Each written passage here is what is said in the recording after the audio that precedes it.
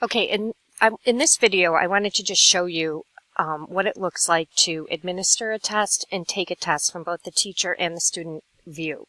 So I'm in the teacher view right now, and I've created this test. It just has a few random questions. So I'm going to click on the test, and the first thing that I'm going to need to do is go to settings because it's currently disabled.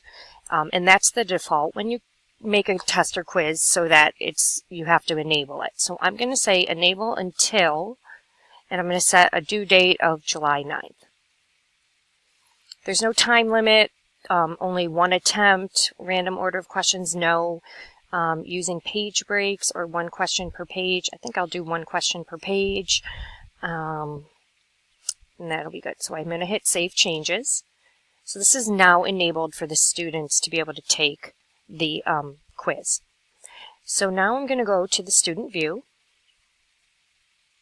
and I'm going to open up the quiz. This is a student account, and this is what it looks like when you're logged in as a student. So I'm going to say Start New Attempt, and I'm going to answer the first question. True.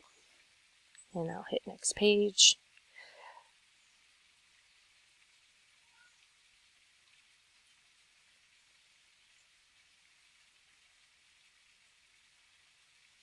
Alright, I guess I'm not sure on that one. And true. And do I want to submit? Yes. Okay, so now it says that I've submitted, and there's only one time limit. So once it's submitted, I'm done. I cannot go back. I cannot see the test. I can't change anything, and it's complete. So now let's take a look at it again at the teacher view. And I'm just going to refresh my page. Okay, and I'm going to look at some results. And let's go. See, most of the people haven't taken this, but one person has. And, let's take a look at Jake. Oops, sorry, I didn't mean to do that. I'm going to view his attempt.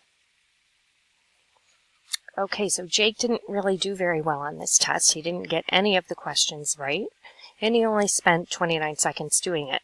I can go back and I can unsubmit and have Jake take this again, or I can view and edit each item and see exactly what he chose.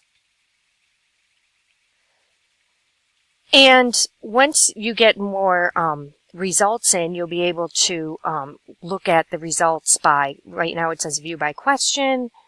You can also, and so you can look and see, of your class, how many people got it right, what was the average score.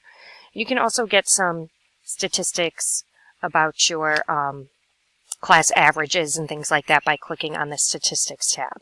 So that's basically what it looks like from both the teacher and the student view.